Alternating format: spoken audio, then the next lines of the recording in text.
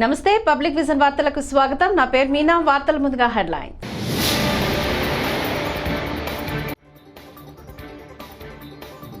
ఇవాళ మా విలువైన భాగస్వాములను కలిసాం.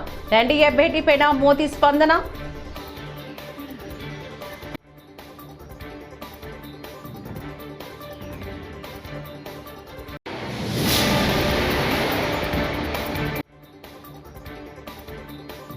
వైకాపాను జగన్ భాజపాకి సరెండర్ చేస్తారు. ఆదినారాయణ రెడ్డి.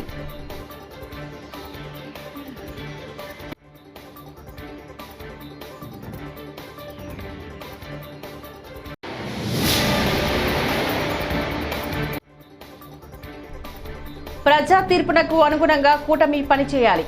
వైఎస్ఆర్సీపీ నేత గుడివాడ అమర్నాథ్.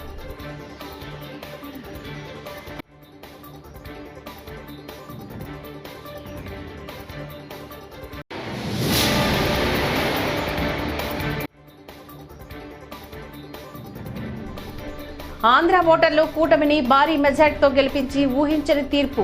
బుద్ధా వెంకన్న. ఇక డీటెయిల్స్ చూస్తే, ఢిల్లీలోని జరిగిన ఎన్డీఏ సమావేశం పట్ల మోదీ స్పందించారు. ఎంతో విలువైన మా ఎన్డీఏ భాగస్వాములను కలవడం జరిగింది. జాతీయ పురోభివృద్ధితో పాటుగా జాతీయ ఆకాంక్షలు నెరవేర్చడం మా కూటమి లక్ష్యం. 140 కోట్ల మంది దేశ ప్రజల అభ్యున్నతకై పాటుపడడంతో పాటుగా వికసిత భారత దిశగా కృషి చేస్తాం అంటూ మోదీ ట్వీట్ చేశారు. ఈ సందర్భంగా ఎన్డీఏ సమావేశం ఫోటోలను కూడా మోదీ పంచుకున్నారు. ఇవాల్టి ఎన్డీఏ భేటీలోని మోదీ, జేపీ నడ్డా, రాజ్నాథ్ సింగ్, చంద్రబాబు, పవన్ కళ్యాణ్, చిరాగ్ పాస్వాన్, కుమారస్వామి తదితరులు ఈ కార్యక్రమంలో పాల్గొన్నారు.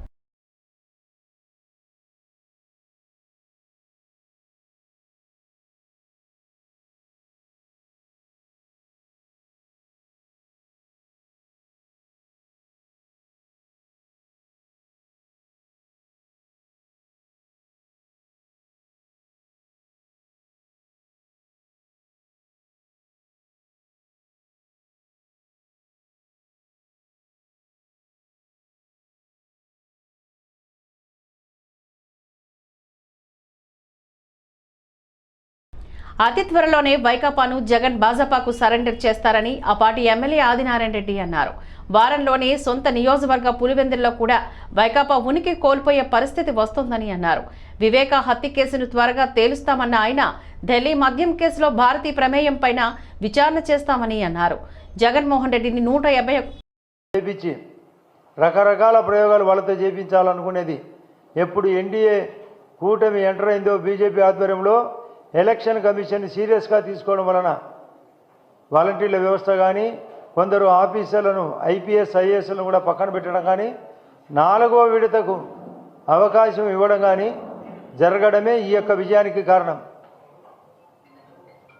ఈ ప్రవాహం ఇంతటితో ఆగదు. ఆయన మీద ఉండబడిన కేసులు ఎన్నో ఉన్నాయి. మా కడప ఎంపీ అవినాష్ రెడ్డి కూడా వివేకానందుడి కేసులో 8వ ముద్దాయి. అతని మీద కూడా చర్యలు ఫాస్ట్గా ఉంటాయి. వార్తలు వస్తున్నాయి ఇప్పుడే, ఎన్డీఏలో చేరతామని. అంటే పరిస్థితులు ఈ విధంగా ఉన్నాయి. రాష్ట్రంలో దరిద్ర పాలన పోయింది. ఇష్టం వచ్చినట్టు అప్పులు చేసినాడు, ఇష్టం వచ్చినట్టు జగన్ రెడ్డి తప్పులు చేసినాడు. నేను బటన్ నొక్కినా అని పోలింగ్ తర్వాత 4 రోజుల తర్వాత కూడా లండన్కు పోతూ నాకు 151 కంటే ఎమ్మెల్యేలు ఎక్కువ వస్తాయి, 22 ఎంపీల కంటే ఎక్కువ ఎంపీలు వస్తాయన్నాడు. 2 కలిపి 11 + 4 15 కూడా రాలేదు. అంటే ఆయన ఆలోచన కొన్ని ఛానళ్లను మేనేజ్ చేసుకొని ఖచ్చితంగా వైఎస్ఆర్ పాలన వస్తుందని ఊగదంపుడు ఉపన్యాసం ఎండైంది. ఈ రాష్ట్రానికి మంచి జరగాల్సిన అవసరం వచ్చింది. కేంద్రం ఇచ్చిన ఇండ్లు కూడా కట్టకుండా తను మాత్రము బోడిగుండు చేసి ఋషికొండలో ఇల్లు కట్టాలనుకునేది ఇప్పటికీ అది స్టాప్ అయింది. ఇండ్ల నిర్మాణం జరగాల. గ్రామీణ ఉపాధి పథకాన్ని కూడా తొంగలో దొక్కినాడు. జలజీవన్ మిషన్ను తొంగలో దొక్కినాడు. కేంద్రం ఇచ్చిన ఆయుష్మాన్ భారత్ కార్డు వాటిని తుంగలో దొక్కినాడు. పోలవరం కట్టలేకపోయినాడు. మేం ప్రజలకు అండగా ఉంటాం, వాయిస్ ఆఫ్ వాయిస్ లెస్ గా పనిచేస్తామని వైఎస్ఆర్సీపీ నేత గుడివాడ అమర్నాథ్ పేర్కొన్నారు. కూటమి ప్రభుత్వానికి సమయం ఇస్తాం, ప్రజలకు ఇచ్చిన హామీలు నెరవేర్చాలని డిమాండ్ చేశారు. ప్రజల పక్షాన పోరాటాలకి మేమెప్పుడు సిద్ధమేనంటూ వైఎస్ఆర్సీపీ నేత మాజీ మంత్రి గుడివాడ అమర్నాథ్ అన్నారు.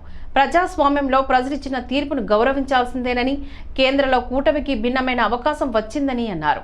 గురువారం ఆయన మీడియాతో ఈ సందర్భంగా మాట్లాడుతూ ప్రజా తీర్పునకు అనుగుణంగా కూటమి పనిచేయాలని అన్నారు. మళ్ళీ దీని మీద సుదీర్ఘమైనటువంటి చర్చ జరగాల్సినటువంటి అవసరం ఉంది.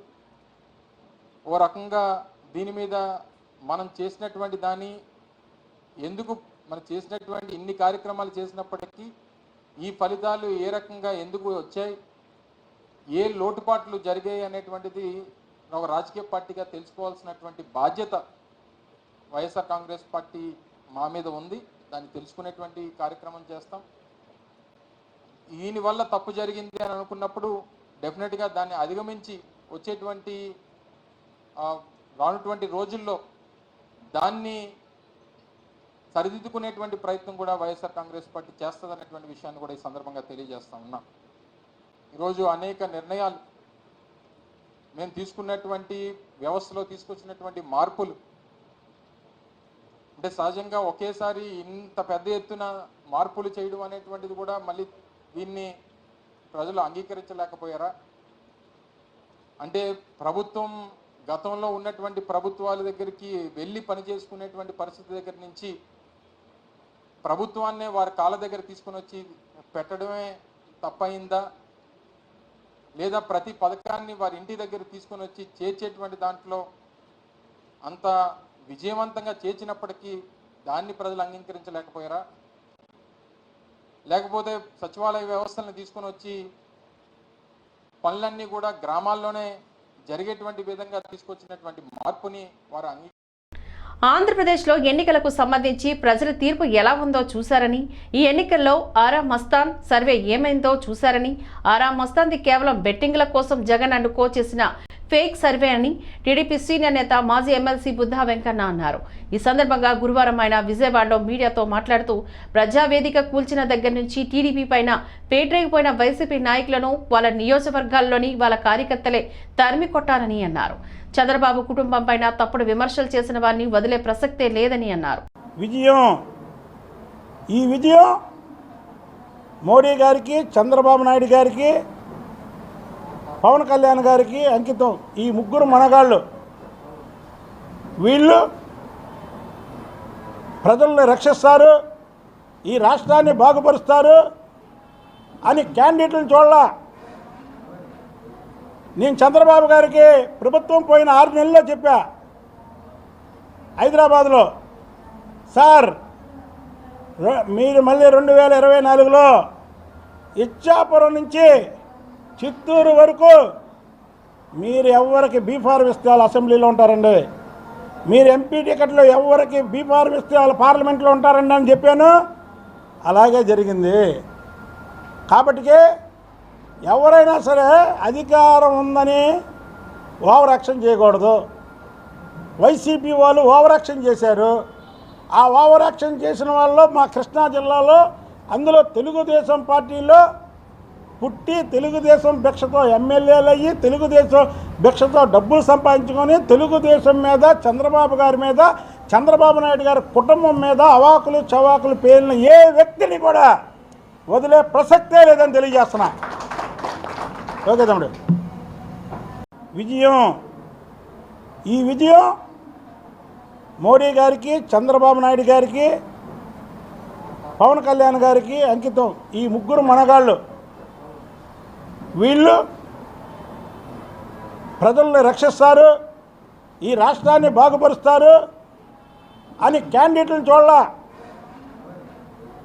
నేను చంద్రబాబు గారికి ప్రభుత్వం పోయిన 6 నెలల్లో చెప్పా హైదరాబాద్లో, సార్ మీరు మళ్ళీ 2024లో ఇచ్చాపురం నుంచి చిత్తూరు వరకు మీరు ఎవరికి బీఫార్మ్ ఇస్తే వాళ్ళు అసెంబ్లీలో ఉంటారండి, మీరు ఎంపీ టికెట్లు ఎవరికి బీఫార్మ్ ఇస్తే వాళ్ళు పార్లమెంట్లో ఉంటారండి అని చెప్పాను. అలాగే జరిగింది. కాబట్టి ఎవరైనా సరే అధికారం ఉందని ఓవర్ యాక్షన్ చేయకూడదు. వైసీపీ వాళ్ళు ఓవర్ యాక్షన్ చేశారు. ఆ ఓవర్ యాక్షన్ చేసిన వాళ్ళు మా కృష్ణా జిల్లాలో, అందులో తెలుగుదేశం పార్టీలో పుట్టి తెలుగుదేశం భిక్షతో ఎమ్మెల్యేలు అయ్యి తెలుగుదేశం భిక్షతో డబ్బులు సంపాదించుకొని తెలుగుదేశం మీద చంద్రబాబు గారి మీద చంద్రబాబు నాయుడు గారి కుటుంబం మీద అవాకులు చవాకులు పేలిన ఏ వ్యక్తిని కూడా వదిలే ప్రసక్తే లేదని తెలియజేస్తున్నా. ఓకే తమ్ముడు. తెలుగుదేశం పార్లమెంటరీ పార్టీ సమావేశం ముగిసింది. ఈ సమావేశంలో కొత్తగా ఎన్నికైన ఎంపీలకు పార్టీ అధినేత చంద్రబాబు కీలక సూచనలు చేశారు. కేంద్రంలో రాష్ట్రంలో ఎలా వ్యవహరించాలనే దానిపైన గురువారం నాడు ఎంపీలతోని చంద్రబాబు భేటీ అయ్యారు. ఈ భేటీలో చంద్రబాబు కీలక కామెంట్స్ చేశారు. ప్రజలిచ్చిన తీర్పుతో ఎవరూ ఆకాశంలో ఎగరొద్దని వార్నింగ్ ఇచ్చారు. ప్రజలు నమ్మకంతో ఇచ్చిన విజయాన్ని బాధ్యతగా సమాజ సేవ చేసేందుకు వినియోగించాలని దిశానిర్దేశం చేశారు. రాష్ట్ర ప్రయోజనాలను పట్టించుకుని వైసీపీ ఎంపీలు జగన్ కేసుల మాఫీ అజెండాతోనే ఢిల్లీలోని పైరవీలు చేశారని చెప్పారు.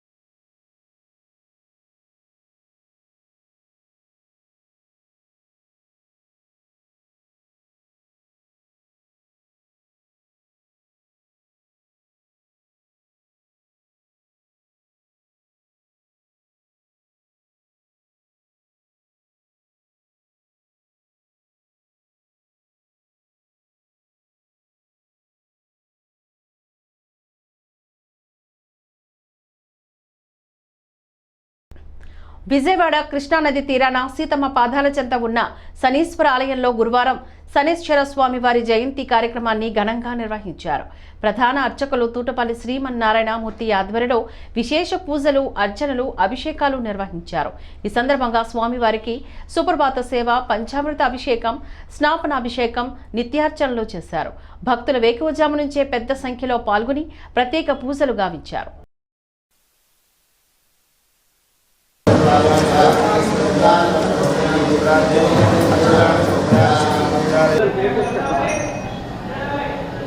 శ్రీ గురుభ్యో నమః. తూటపల్లి శ్రీమన్నారాయణమూర్తి ప్రధాన అర్చకులు, విజయవాడ ప్రత్యేక శనీశ్వర స్వామివారి దేవాలయం, సీతమ్మవారి పాదాల వద్ద, విజయవాడ. నీలాంజన సమాభాసం రవిపుత్రం జమాకృతం ఛాయామార్తాండ సంభూతం తమ నమామి శనైశ్వరం.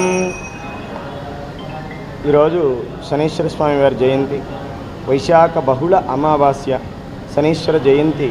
ఈ సందర్భంగా విజయవాడలో వేంచేసి ఉన్న ప్రత్యేక శ్రీ శనీశ్వర స్వామివారి దేవాలయంలో ఈరోజు స్వామివారికి విశేషమైనటువంటి పూజలు జరుగుతున్నాయి. ఈరోజు స్వామివారికి వేకువజామునే సుప్రభాత్ సేవ, అనంతరం స్వామివారికి పంచామృతాభిషేకం, స్నపన, నిత్యార్చనలు జరిగినాయి. తర్వాత స్వామివారికి జయంతి నాడు జరిగేటువంటి అష్టోత్తర శత కలశార్చన అభిషేకం, ప్రతి సంవత్సరం నిర్వహించేటువంటి ఈ అభిషేకం ఈరోజు కూడా చేస్తున్నారు. ప్రత్యేకించి ఈరోజు శనీశ్వర మహాయాగం జరుగుతుంది. ఈరోజు శని భగవానుడికి ప్రీతికరమైనటువంటి రోజు కాబట్టి శని ప్రీతిగా చేసేటువంటి తైలాభిషేకం, తిలదానం, స్వామివారి యొక్క హోమం ఇవన్నీ చాలా విశేషమైనటువంటి ఫలితాలను ఇస్తాయి. అందుచేత భక్తులందరూ కూడా ఎక్కడ శనీశ్వర స్వామివారి క్షేత్రం ఉంటుందో ఆ క్షేత్రానికి వెళ్ళి స్వామిని దర్శించి కొంచెం మీకు తోచినంత నువ్వుల నూనె, నువ్వులు, బెల్లం ఇవి స్వామివారికి సమర్పిస్తే గోచరే జన్మ లగ్నేవా ద్వాదశాంతర్దశ చ రక్షామి సతతం తస్య పీడాభ్యో అన్యగ్రహేషు చ. గోచారంలో కానీ జన్మలగ్నంలో కానీ ద్వాదశ రాశి. తాజా ఎన్నికల్లో జగన్ను ప్రజలు ఆదరించలేదని కొందరు విష ప్రచారం చేస్తున్నారని వైసీపీ నేత పోతిన మహేష్ అన్నారు. గురువారం ఆయన విజయవాడలో మాట్లాడుతూ జగన్ను ప్రజలు ఆదరించలేదనేది వాస్తవం కాదని అన్నారు. అధికారం సాధించిన టీడీపీకి 45.6% ఓట్లు రాగా వైసీపీకి కూడా 40% ఓట్లు వచ్చాయని చెప్పారు. నేతల మధ్య సమన్వయం లేకపోవడం వల్ల కొన్ని స్థానాల్లో వైసీపీ పరాజయం పాలైందని అన్నారు. అందరికీ నమస్కారం. కూటమికి సారథ్యం వహించి విజయం సాధించినటువంటి చంద్రబాబు నాయుడు గారికి, అదేవిధంగా జనసేన పార్టీ అధ్యక్షులు పవన్ కళ్యాణ్ గారికి, బీజేపీ అధ్యక్షురాలు పురంధరేశ్వర్ గారికి శుభాకాంక్షలు తెలియజేస్తున్నా. ముఖ్యంగా పవన్ కళ్యాణ్ గారు సుదీర్ఘ నిరీక్షణ తర్వాత ఎమ్మెల్యే కావడం, మంచి విజయాన్ని అందుకున్నటువంటి పవన్ కళ్యాణ్ గారికి నా హృదయపూర్వక శుభాకాంక్షలు తెలియజేస్తూ ఉన్నా. అదేవిధంగా గత 2 రోజుల నుంచి చూస్తూ ఉన్నాం, జగన్మోహన్ రెడ్డి గారిని ప్రజలు ఆదరించలేదు. అందుకనే ఆయనకి ఓటమి వచ్చింది. కేవలం 11 స్థానాలకే పరిమితం అయ్యారు. భారీ మెజార్టీలు కూటమి అభ్యర్థులకి వచ్చాయని చాలామంది మళ్ళీ విష ప్రచారం, చెడు ప్రచారం చేస్తూ ఉన్నారు. ఇందులో వాస్తవం లేదు. జగన్మోహన్ రెడ్డి గారు ప్రజల కోసం ప్రవేశపెట్టినటువంటి సంక్షేమ పథకాల్లో చాలా వరకు ప్రజలు సంతృప్తి చెందారు. జగన్మోహన్ రెడ్డి గారి వెనక ప్రయాణం చేస్తూ ఉన్నారు. జగన్మోహన్ రెడ్డి గారిని ఆదరించారని నేనైతే వ్యక్తిగతంగా భావిస్తూ ఉన్నా. ఈ రోజున మనందరికీ తెలుసు, తెలుగుదేశం పార్టీకి వచ్చినటువంటి ఓట్ల శాతం 45.6, వైఎస్ఆర్సీపీ పార్టీకి వచ్చిన ఓట్ల శాతం 40% ఓట్లు వచ్చినాయి. అంటే ఈ రాష్ట్రంలో ఈ 2 ప్రధాన పార్టీలకి మధ్య ఉన్న వ్యత్యాసం కేవలం 5.5%. కేవలం 5.5% మాత్రమే. కానీ చాలామంది జగన్మోహన్ రెడ్డి గారి జగన్ అహంకారమే వైకాపాను ముంచేసిందని సినీ నటుడు పృథ్వీ అన్నారు. ఎన్నికల్లో ఫ్యాన్ రెక్కలు విరిగిపోయాయని, దాన్ని శ్మశానానికి తీసుకువెళ్తున్నారని ఎద్దేవా చేశారు. విజయం సాధించిన తెదేపా, జనసేన నేతలకు పృథ్వీ శుభాకాంక్షలు తెలిపారు. ఆయన ఏమన్నాడండి, గ్లాసు సింక్లో ఉండాలండి, ఫ్యాన్ ఎక్కడ ఉండాలి, బొంగులో ఉంది ఫ్యాను, ఇరిగిపోయే ఫ్యాన్కి అది శ్మశానానికి తీసుకెళ్తున్నారు ఈ రోజున. ఎక్కడ చూసినా అదే ఉంది, ఫ్యాన్ ఫ్యాన్ ఫ్యాన్ అని చెప్పి నా ఫ్యాన్ అన్నాడు. నేను చేసే యాడ్లో ఏమన్నారైనా ఫ్యాన్ వేయమంటామంటే, అయ్యా 5 ఏళ్ళ నుంచి ఫ్యాన్ వేస్తానే ఉన్నారు, ఇంకా ఆపండి అన్నారు. అది నాకు తెలియక అడుగుతారు, అవ్వదాతలు ఏమయ్యారు, ఆటో రిక్షా వాళ్ళు ఏమయ్యారు, నేనేమో పిల్లలకి బడికి పంపిస్తాను, నా పిల్లలు ఏమయ్యారు, నా అక్క చెల్లెలు ఏమయ్యారు, ఏమో సజ్జల రామకృష్ణారెడ్డి 9వ తారీఖు ప్రమాణ స్వీకారం అన్నారు. నాకు ఎక్కడో కనపట్ల, ఎక్కడ ప్రమాణ స్వీకారం, వీళ్ళు ఏమన్నా కొత్తగా పార్టీ పెట్టి ఏమైనా ప్రమాణ స్వీకారం చేస్తున్నారా? మాట్లాడి మొత్తం ఉన్న ఏదో జీరో ఉంది ఇంకా పేరు, అది కూడా పోగొట్టి అహంకారం, అధికార మదం, ఒక క్యాస్ట్ ఫీలింగ్ తీసుకొచ్చి అహంకార పూరితంగా మాట్లాడిన వాళ్ళందరికీ ఒకటే శిక్ష ప్రజలు ఇచ్చారు. నా రివెంజ్, నేను ఏదైతే అనుకున్నాను వెంకటేశ్వర స్వామి దగ్గర, అది దేవుడు తీర్చాడు. దేవుడికి నేను హ్యాట్సప్ చెప్తాం. తిరుమల వెళ్తున్నాం, త్వరలో తలనీలాలు ఇస్తున్నాం. ఈ దరిద్రం పోవాలి, కొత్త ప్రభుత్వం రావాలి, పవన్ కళ్యాణ్ గారు ఎమ్మెల్యేగా చూడాలి, అద్భుతమైన పొజిషన్లో ఉండాలని చెప్పి అనుకున్నాం. అఖండ మెజార్టీతో గెలిపించిన ప్రజల సమస్యల పరిష్కారమే ధ్యేయంగా పనిచేస్తాము అంటూ అవనిగడ్డ నియోజకవర్గ ఎన్డీఏ నాయకులు శీలం అశ్విన్ కుమార్ అన్నారు. గురువారం మోపిదేతో ఆయన మీడియాతో మాట్లాడుతూ నియోజకవర్గ ప్రజల సమస్యల పరిష్కారమే ధ్యేయంగా తమ కార్యాచరణ ఉంటుందని అన్నారు. 5 ఏళ్ల వైసీపీ పరిపాలనలో అన్ని శాఖల్లో వైసీపీ నాయకులు జోక్యం చేసుకుని విపరీతంగా అవినీతి అరాచక పరిపాలన సాగించారని అన్నారు. జనసేన పార్టీ అభ్యర్థి మంత్రి కొత్తప్రసాద్ గారికి ప్రజలు అఖండమైన మెజార్టీ ఇచ్చి గెలిపించారు. ఇవాళ అవనిగడ్డ నియోజకవర్గ ప్రజలు మాపై చాలా పెద్ద బాధ్యత పెట్టారు. గడిచిన 5 ఏళ్లలో ఈ నియోజకవర్గంలో రోడ్లు కానీ, రైతులకి నీళ్లు కానీ, డ్రైనేజ్ సమస్య కానీ ఏది గత 5 ఏళ్లలో వైసీపీ ప్రభుత్వం పట్టించుకోలేదు.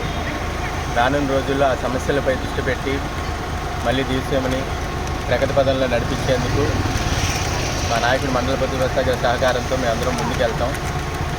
ప్రజలకి ఏ ఇబ్బంది ఉన్నా సరే దాన్ని తొలగించే విధంగా మా కార్యాచరణ ఉంటుంది.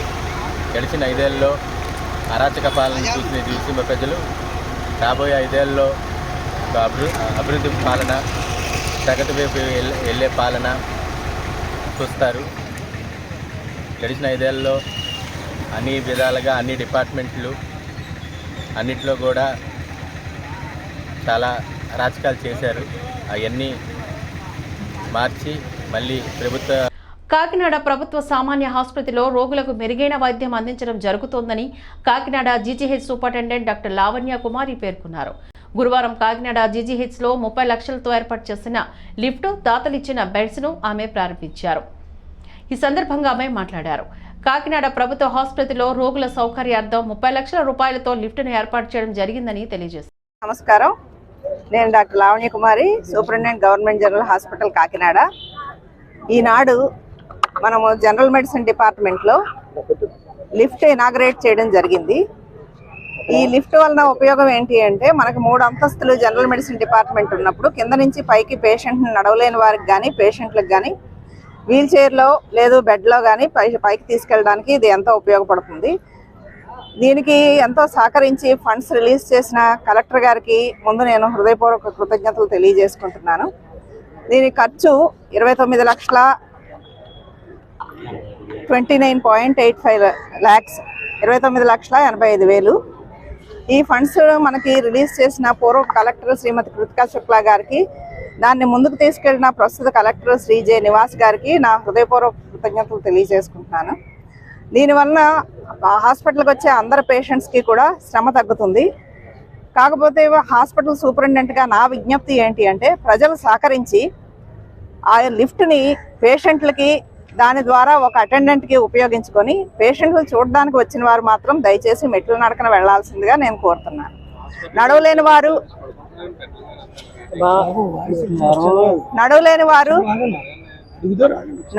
వారు పేషెంట్లు అందరూ కూడా లిఫ్ట్లో వెళ్ళొచ్చును.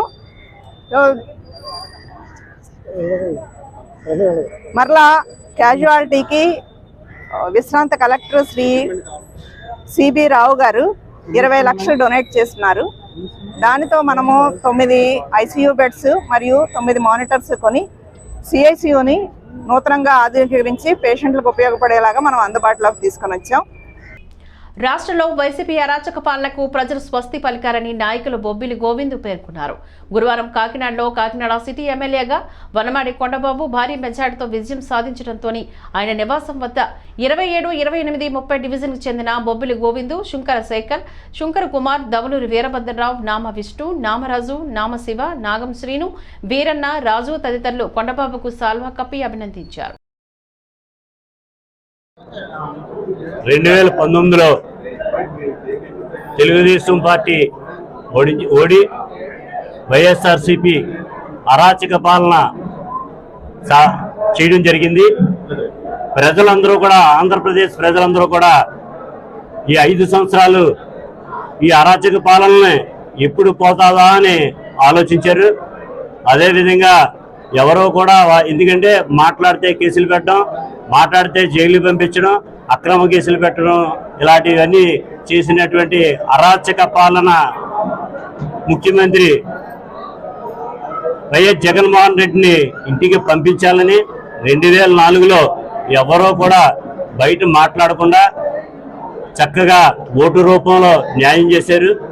మన ఆంధ్ర రాష్ట్ర ప్రజలకు, ముఖ్యంగా కాకినాడలో ఇంకా అరాచకాలు జరిగినాయి. ఈ అరాచకాలు పోవడానికి ముఖ్యంగా ప్రజలు సరైన బుద్ధి చెప్పారని అందరికీ మనవి చేస్తున్నాం. అదేవిధంగా ఇవాళ కాకినాడలో కొండబాబు గారికి అత్యధిక మెజార్టీ 55,200 ఓట్లు మెజార్టీతో రావడం, మాకు సుమారు నాకు 40 సంవత్సరాల నుంచి రాజకీయాల్లో ఉన్నాను. ఈ 40 సంవత్సరాల్లో కూడా ఎప్పుడు కనీ ఎరగని మెజార్టీ వచ్చింది. దానివల్ల కాకినాడ ప్రజలందరికీ కూడా తెలుగుదేశం పార్టీ కూటమికి పట్టం కట్టిన రాష్ట్ర ప్రజలకు శాసన మండలి ప్రతిపక్ష నేత యనమల రామకృష్ణుడు కృతజ్ఞతలు తెలిపారు. ప్రజా తీర్పుతో కూటమి చరిత్ర సృష్టించిందని తుని మండలం తేటగుంట టీడీపీ కార్యాలయంలో యనమల మీడియాకు వెల్లడించారు. నాయకుల ప్రవర్తన సరిగా లేకపోతే ప్రజలు గుణపాఠం చెప్తారన్న దానికి ఎన్నికలే ఫలితాలే ఉదాహరణ అని అన్నారు. వైసీపీ మంత్రులు, ఎమ్మెల్యేలు ప్రజల సంపదను దోచేసి ధనవంతులయ్యారని ఆరోపించారు. సహకరించినటువంటి వాళ్ళకి నా హృదయపూర్వకమైనటువంటి కృతజ్ఞతలు తెలియపరుస్తూ ఉన్నా.